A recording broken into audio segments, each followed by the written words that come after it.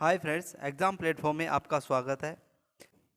आज हम हरियाणा पुलिस ग्राम सचिव पटवारी कैनल पटवारी की जो परीक्षा 2021 में होने वाली है उसके लिए हम हरियाणा जीके से एक इम्पोर्टेंट टॉपिक लेके आए हैं, जो है हरियाणा का भौगोलिक परिचय। ये टॉपिक है जो वेरी इंपॉर्टेंट टॉपिक है। सो गाइज, वीडियो को स्किप ना करते हुए पूरा देखें। आइए स्टार्ट करते हैं।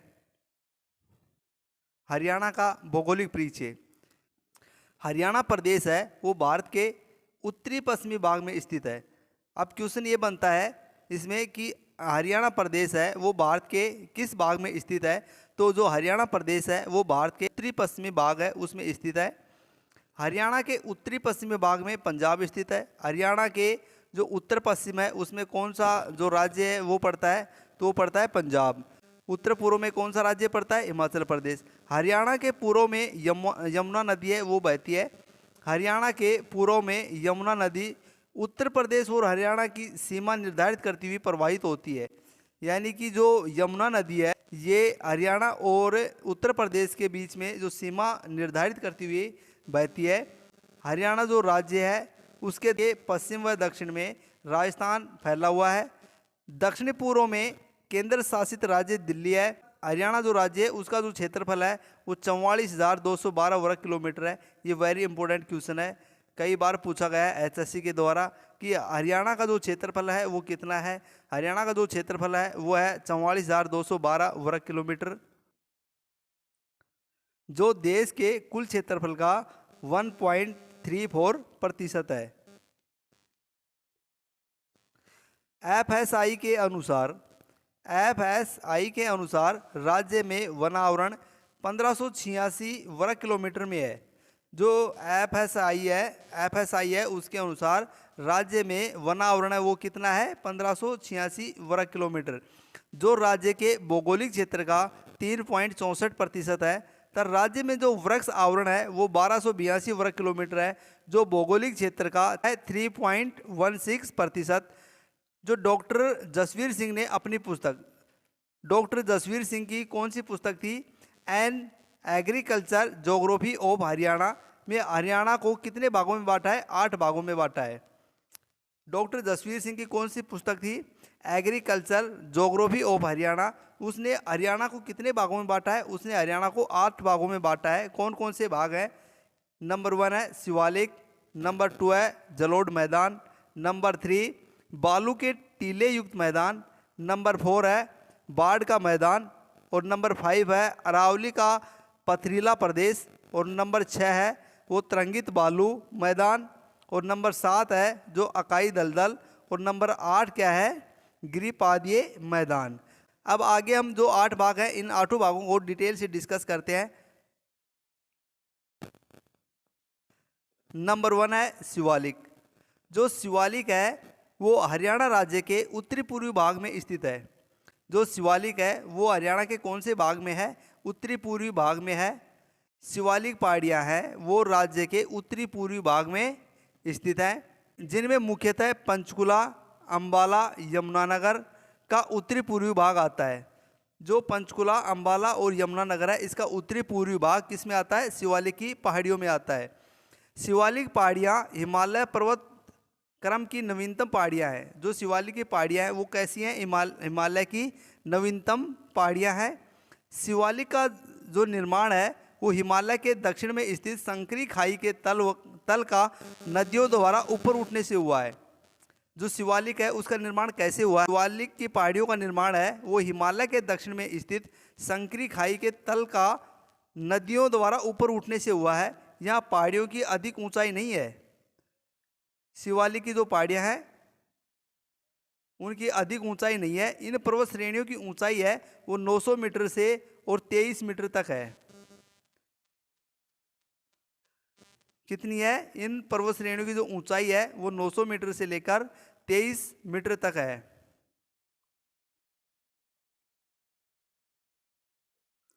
इन पहाड़ियों से गग्गर, मारकंडा, टांगरी, सरस्वती ये नदियां हैं वो निकलती हैं।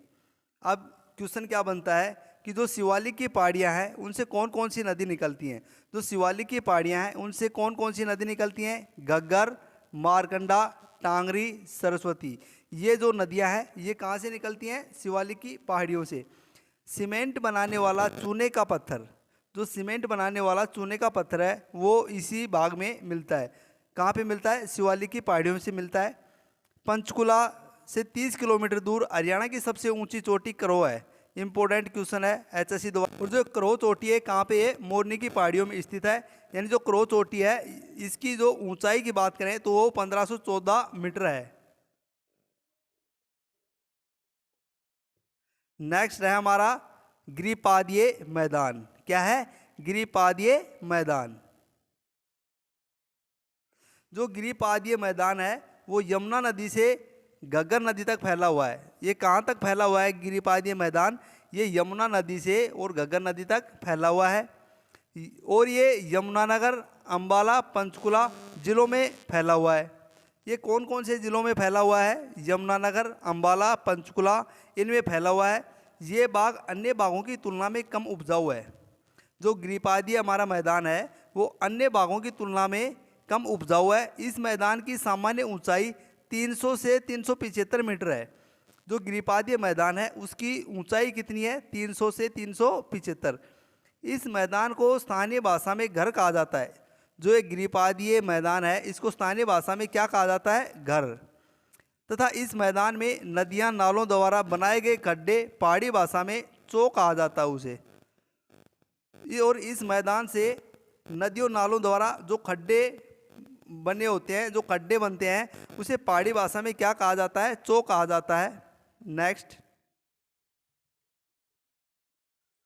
नेक्स्ट है हमारा अरावली का पथरीला प्रदेश। कौन सा है? अरावली का पथरीला प्रदेश। ये प्रदेश अरावली पर्वतमाला की अवशिष्ट पहाड़ियों का विस्तार मात्र है। क्या है? ये प्रदेश है जो अरावली पर्वतमाला की अवशिष्ट पहाड़ियों का विस्तार मात्र है, जो यहाँ के दक्षिणी भाग में स्थित है। अब बात करें अरावली की पहाड़ियाँ, तो अरावली की पहाड़ियाँ कहाँ हैं? हरियाणा के दक्षिणी भाग में स्थित हैं।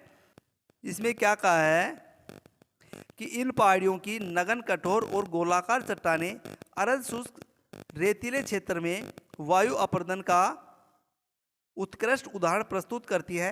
इन पहाड़ियों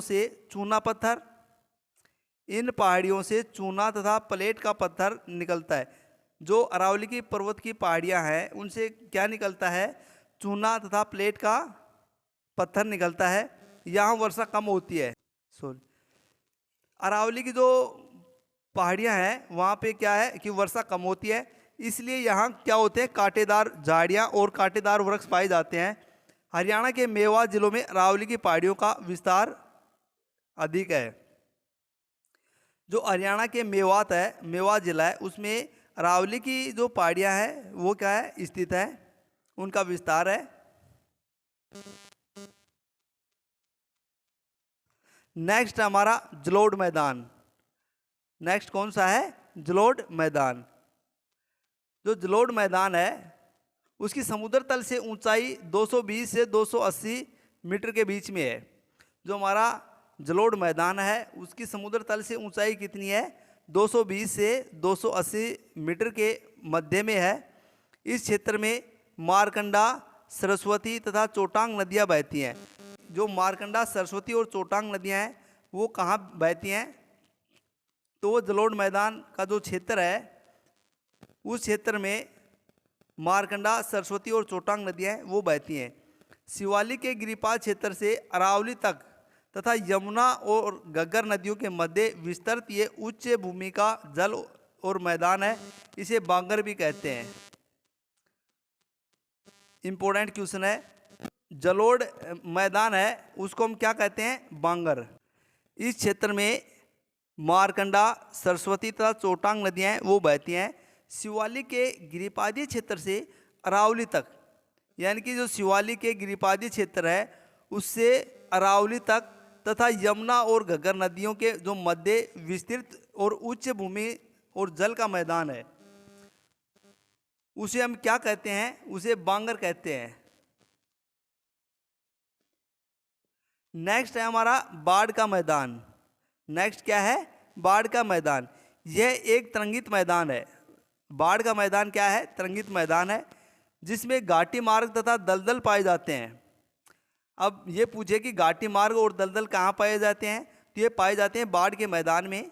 यमुना एवं उसकी सहायक नदी, यमुना और उसकी जो सहायक नदियाँ हैं उनसे प्रदेश के पूर्वी भाग में बाढ़ के मैदान का निर्माण होता है।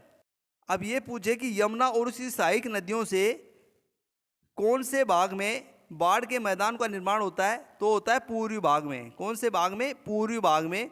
किन किन नदियों से होता है बाढ़ का निर्माण? यमुना और उसकी जो सहायक नदियां हैं उनसे बाढ़ के मैदान का निर्माण होता है। जिला जो सिरसा है, सिरसा के दक्षिणी भाग में अनकाई दलदल पाया जाता है। अनकाई दलदल कहाँ पाया जाता है? तो ये सिरसा के दक्षिणी भाग में पाया जाता है। जल प्रवाह से अवरोध के कारण इस दलदल का निर्माण हुआ है। इस दलदल का निर्माण किस कारण से हुआ है? जल प्रवाह से अवरुद्ध होने के कारण इस दलदल का क्या हुआ है? निर्माण हुआ है। नेक्स्ट हमारा बालू के टीले युक्त मैदान। नेक्स्ट क्या है हमारा? बालू के टीले से युक्त मैदान। ये जो बालू के मैदान है वो पश्चिम में हरियाणा व राजस्थान की सीमा के साथ साथ पाए जाते हैं। राजस्थान से आने वाली गर्म शुष्क पवनों द्वारा लगातार कच्छ की ओर से लाई गई बालूमय मिट्टी से इन बालू के टीलों का निर्माण हुआ है। बालू के टीलों का निर्माण हुआ कैसे है? तो इन बालू के टीलों का जो निर्माण है वो राजस्थान से आने वाली गर्म शुष्क पवनों द्वारा लगातार कच्छ की ओर से लाई गई बालूमय मिट्टी से इन बालू के टीलों का निर्माण हुआ है। इस क्षेत्र में हरित पट्टी लगाई जाती है। इस क्षेत्र में क्या लगाई जाती है? हरित पट्टी लगाई जाती है जिससे बालू को आगे बढ़ने से रोका जा सके। अब इस क्षेत्र में जो हरित पट्टी होती है वो क्यों लगाई जाती है? ताकि बालू को आगे बढ़ने से रोका जा सके। ये मैदान कहाँ पाए जाते हैं? महेंद्रगढ़, भिवानी, सिरसा, हिसार जिलों में पाए जाते हैं। यानी महेंद्रगढ़, भिवानी, सिरसा, हिसार ये सभी ज़िले जो राजस्थान की सीमा है उसे टच हैं और इन्हीं ज़िलों में ये बालू टीले युक्त मैदान है वो पाए जाते हैं। जलोढ़ मैदान अम्बाला, यमुनानगर, कैथल, करनाल, रोहतक जिलों में फैला हुआ है। जो जलोढ़ मैदान है वो कहाँ कहाँ फैला हुआ है? अम्बाला, यमुनानगर, कैथल, करनाल और रोहतक जिलों में फैला है। बाढ़ के मैदान के उत्तर पश्चिमी भागों में घग्गर तथा मारकंडा नदियों से बनाए हैं। जो बाढ़ के मैदान है वो हरियाणा के उत्तर और पश्चिमी भागों में कौन सी नदी बनाई है? घग्गर और मारकंडा नदी है, इनसे बने हैं। जो बाढ़ के मैदान है वो हरियाणा के उत्तरी पश्चिमी भाग में कौन सी नदी से बने हैं? घग्गर और मारकंडा नदी है उनसे बने हैं, जिन्हें हम नैली तथा बैठ कहा जाता है। जिन्हें क्या कहा जाता है? नैली और बैठ। हरियाणा में गर्मियों में अधिक गर्मी, हरियाणा में क्या है कि गर्मियों में अधिक गर्मी और सर्दियों में अधिक सर्दी पड़ती है। मई जून के महीने में तापमान होता है जो 50 डिग्री होता है सेल्सियस होता है, तथा जनवरी के महीने में जो तापमान होता है वो 0 डिग्री सेल्सियस तक पहुंच जाता है। हरियाणा में अम्बाला, कुरुक्षेत्र, यमुनानगर, करनाल, जींद, पानीपत, गुड़गांवा, रोहतक, सोनीपत, फरीदाबाद क्षेत्र में हरे भरे कहलाते हैं क्योंकि जो हरियाणा का मैदानी भाग समुद्र तल से है वो 700 से 900 फीट की ऊंचाई पर स्थित है। बात करें हरियाणा के कौन से जो ज़िले हैं हरे भरे क्षेत्र कहलाते हैं, तो ये हमारे हैं अम्बाला, कुरुक्षेत्र, यमुनानगर, करनाल, जींद, पानीपत, गुड़गांवा, रोहतक, सोनीपत व फरीदाबाद। ये सभी ज़िले हैं ये हरे भरे क्षेत्र कहलाते हैं। और जो हरियाणा का समुद्री भाग है वो समुद्र तल से 700 से 900 फीट की ऊंचाई पर स्थित है। ये क्वेश्चन है वेरी इंपॉर्टेंट क्वेश्चन, एचएससी ने इसको लगभग हर पेपर में पूछा है। नेक्स्ट, भौगोलिक क्षेत्र।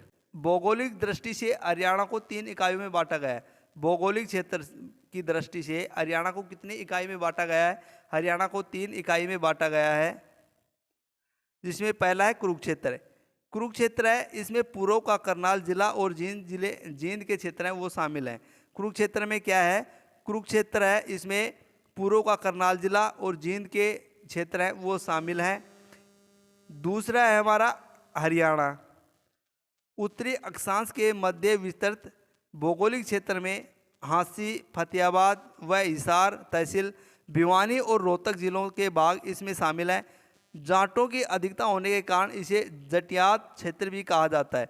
अब बात करें कि जटियात क्षेत्र किसे कहा जाता है, तो यहाँ पर जाटों की अधिकता होने के कारण इसे जटियाल क्षेत्र कहा जाता है। अब ये पूछे कि जटियाल क्षेत्र में कौन कौन से ज़िले आते हैं, तो जटियाल जो क्षेत्र है उसमें आंसी, फतेहाबाद, हिसार तहसील और भिवानी और रोहतक ज़िले हैं, इसके ये भाग इसमें शामिल हैं। जो हमारा तीसरा है वो है बटियाना। बटियाना ये क्षेत्र है, बटियाना जो फतेहाबाद और बाटू तहसीलों के मध्य स्थित है। कहाँ पर है बटियाना? फतेहाबाद और बाटू जो तहसील है उनके मध्य स्थित है। इस पर प्राचीन काल से बाटी राजपूतों का क्या रहा है? आधिपत्य रहा है यहाँ पे, इसीलिए इसको बटियाना कहा जाता है। आई होप आपको वीडियो पसंद आया होगा। थैंक्स फॉर वॉचिंग और वीडियो को लाइक करें, शेयर करें, और अगर चैनल पे नए हैं तो जो रेड कलर का सब्सक्राइब का बटन है उसे दबाएं, ताकि आगे आने वाले वीडियो की जो नोटिफिकेशन है आपको मिलती रहे। और साथ में बेल आइकन को भी अवश्य दबाएं, ताकि हर वीडियो की नोटिफिकेशन है वो आप तक पहुंच सके। धन्यवाद।